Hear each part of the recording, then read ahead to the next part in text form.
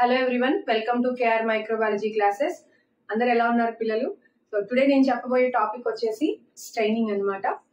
See here, staining అంటే ఏంటి, అసలు స్టెయిన్ అంటే ఏంటి, మనం ఎందుకు స్టెయిన్ చేస్తాము, తర్వాత స్టెయిన్స్ ని ఎలా డివైడ్ చేశారు, ఏ ఆస్పెక్ట్స్ మీద ఆధారపడి స్టెయిన్స్ ని డివైడ్ చేయడం జరిగింది. సో ఇలా మనం ఒక ఇంట్రడక్షన్ టాపిక్ అనేది చెప్పుకుందాం ఈరోజు స్టెయిన్స్ గురించి. వెరీ స్మాల్ టాపిక్, నేనంటే చాలా చిన్న వీడియో చేస్తున్నాను. సో నెక్స్ట్ వీడియోలో మనము స్టెయిన్స్ గురించి కొంచెం డీటెయిల్ గా వెళ్దాం, ఓకేనా? So first of all, stain అంటే ఏంటి, what is the meaning of stain? Stain means to colour. దేనైనా సరే మనం కలర్ చేయడాన్ని స్టెయిన్ చేయడము అని అంటాం.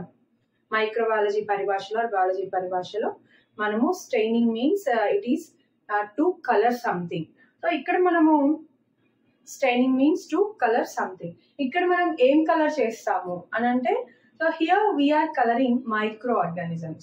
So in microbiology or biology, we will color microorganisms. We'll use different kinds of stains to observe the microorganisms or their cell parts or cell organelles like that. అయితే ఇప్పుడు మీకు ఇక్కడ క్వశ్చన్ వస్తుంది, అసలు ఎందుకు మనము మైక్రో ఆర్గానిజమ్స్ ని strain చేయాలి? So why we should have to stain the microorganisms? Here the question is, usually microorganisms they are very teeny, we know that, right? చాలా చిన్నగా ఉంటాయి. At the same time, many microorganisms are transparent. Many microorganisms are transparent అంటే వాటికి ఏ colour ఉండదు, అవి transparent గా ఉంటాయి. They don't have any colour, right? So మరి అలా ట్రాన్స్పరెంట్ గా ఉన్నప్పుడు మనం మైక్రోస్కోప్ లో అబ్జర్వ్ చేస్తే అవి మనకి ప్రాపర్ గా కనిపించవు అనమాట. అంటే మనము వాటి గురించి స్టడీ చేయాలన్నా, వాటి యొక్క సెల్ యొక్క అమరిక ఎలా ఉంది, దాని సెల్ ఆర్గనల్స్ ఎలా ఉన్నాయి, లేకపోతే దాని ఫ్లాజెల్లా ఎలా ఉంది, దాని పాథోజెన్సిస్ ఏంటి, so what is its pathogenicity, how the cell organelles are arranged, we can't observe all these things without any colour. Transparent గా ఉన్నప్పుడు మనం వాటిని అబ్జర్వ్ చేయాలంటే కష్టం అయిపోతుంది. అందుకని సైంటిస్టులు ఏం చేశారు, సో వాళ్ళు స్టెయినింగ్ అనే ఒక ప్రాసెస్ ని కనుక్కున్నారు. అంటే వాటికి ఏదైతే మనం శాంపిల్ తీసుకుంటామో ఆ శాంపిల్ కి మనము కలర్ యాడ్ చేయడం ద్వారా ఆ మైక్రో ఆర్గానిజం అనేవి ఆ కలర్ ని అబ్జర్వ్ చేసుకుంటాయి. అప్పుడు మనం మైక్రోస్కోప్ లో అబ్జర్వ్ చేసేటప్పుడు అవి కలర్ తోటి కనిపించడం వల్ల మనకి వాటిని ఐడెంటిఫై చేయడం ఈజీ అండ్ అబ్జర్వ్ చేయడం కూడా చాలా ఈజీ అవుతుంది. అందుకని మనము స్టెయిన్ చేస్తాం, ఓకే? అండ్ స్టెయిన్స్ ని ఎలా డివైడ్ చేశారు? 3 మెయిన్ ఆస్పెక్ట్స్ మీద ఆధారపడి స్టెయిన్స్ ని డివైడ్ చేయడం జరిగింది. మీకు జనరల్ గా మైక్రోబయాలజీ బుక్స్ లో కానీ ఎక్కడ కూడా మీకు ఇలా ఇవ్వరండి. Either you will get any one of these. So ఇది బుక్స్ ని చాలా స్టడీ చేసి మీకు నేను ఈ టాపిక్ ని చెప్పడం జరుగుతుంది. So depending upon the 3 aspects, stains are divided into different types అన్నమాట. So see here, depending upon the molecular complexity and depending upon the reaction of stains with the different cell parts and special function of the stain. Depending upon these 3 aspects, ఈ మూడిటి మీద ఆధారపడి stains ని మళ్ళీ వివిధ రకాలుగా విభజించడం అనేది జరిగింది, ఓకేనా? అండ్ ఇక్కడ ఇంకొక విషయం చెప్పాలి, స్టెయిన్ అంటే ఏంటి? ఇది ప్రైమరీగా అడిగే క్వశ్చన్. స్టెయిన్ అంటే మనం కలర్ చేయడం అని చెప్పుకున్నాం, కరెక్ట్? కానీ ఆ కలర్ చేయడానికి వాడేది ఏంటి అంటే అదొక chemical. So stain is a chemical, it is an complex organic compound. It is a complex organic compound. దాంట్లో అంటే ఆ కలర్ ఇవ్వడానికి యూజ్ చేసేటువంటి ఏదైతే ఆ కెమికల్ ఉంటుందో దాంట్లో different kinds of molecules complex అనేది ఉంటుంది అనమాట. So depending upon its molecular complexity stains ని 3 టైప్స్ గా డివైడ్ చేశారండి. చూడండి ఇక్కడ, triphenyl methane dyes, oxazine dyes and thiazine dyes. ఇవి మొత్తం 3 రకాలు మాలిక్యులర్ కాంప్లెక్సిటీ మీద ఆధారపడి, okay? These are the 3 dyes. They are differentiated like this depending upon the molecular complexity. And the next one is the reaction of stains with different cell parts. Depending upon this aspect, they are divided into the 3 types of stains. Here 3 types of stains. One is the acidic stains, basic stains, neutral stains. So you know very well this part and this part, I think so, right? So ikkada see this one, this aspect depending upon the reaction of stains with different cell parts.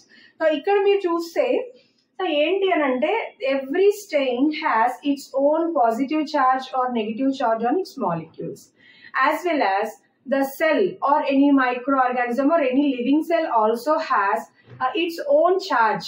Like its cell parts have different charges, and its another cytoplasm or any other nucleic acid or cell wall like that. That cell parts also have different charge. So the stain which contains the negative charge, it will get react with the positive charge of the cell.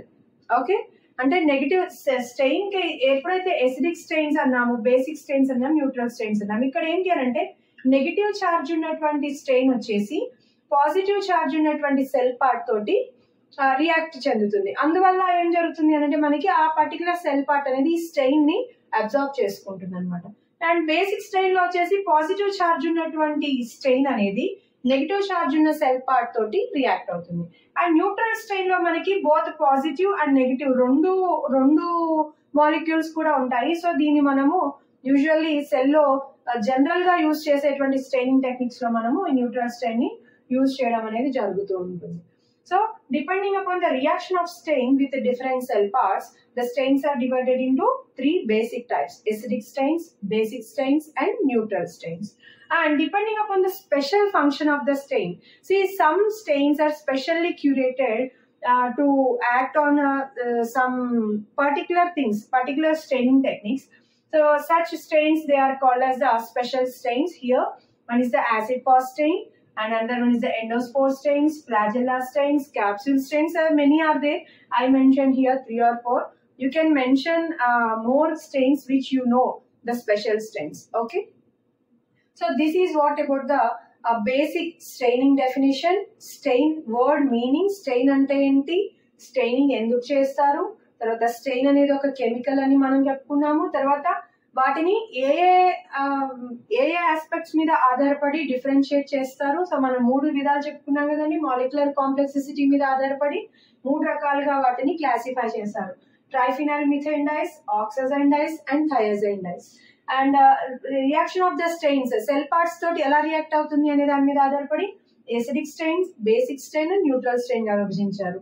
తర్వాత special function of the stain అంటే కొన్ని specific functions కలిగినటువంటి stains ని గుర్తించి వాటిని ఇంకొక special కేటగిరీగా మార్చారు. అవే మనకి ఉదాహరణ చూసుకుంటే acid fast stains, endospore stains, flagella stains, and capsule stains. So this is what about today class. And next class లో మనము స్టెయిన్ యొక్క హిస్టరీ, అసలు స్టెయిన్స్ ఎప్పుడు ఎవరు స్టార్ట్ చేశారు, ఏ ఇయర్ లో స్టెయినింగ్ టెక్నిక్ అనేది స్టార్ట్ చేశారు, ఫస్ట్ ఎలాంటి స్టెయిన్స్ తోటి సైంటిస్టులు స్టెయినింగ్ ప్రాసెస్ మొదలెట్టారు, ఆ తర్వాత నెక్స్ట్ ఏం స్టెయిన్స్ వచ్చాయనేది మనం నెక్స్ట్ క్లాస్ లో తెలుసుకుందాం. ఖచ్చితంగా మీకు ఈ వీడియో నచ్చితే లైక్ చేయండి, ఇంకా మీ ఫ్రెండ్స్ కి కూడా షేర్ చేయండి. Thank you so much.